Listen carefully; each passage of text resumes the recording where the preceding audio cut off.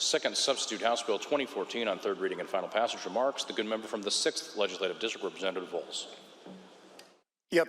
Thank you, Mr. Speaker. It's my pleasure to bring this bill to you. Just to be clear on what it does and what it doesn't do is when you're discharged from the military, you get an honorable discharge, or you get a dishonorable discharge, or a couple discharges in between.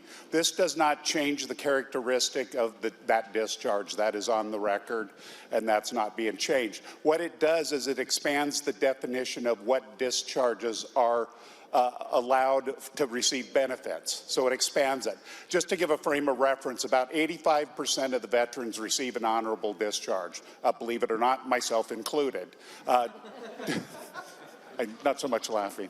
About 2 or 3% receive a dishonorable discharge. So there's about a dozen or so percent of veterans that receive something that is more than a dishonorable discharge, but less than an honorable discharge. And we're expanding the definition of eligible discharge, so those benefits can receive, those veterans can receive benefits under Washington state law. So I believe this is a good policy, and there's a variety of reasons why people may get something less than an honorable discharge or under certain circumstances, and that varies depending on where you're at. I was when I was stationed in West Germany, I would say they were much more tolerant about our behavior and our activities than at Fort Bragg, which was my second duty station.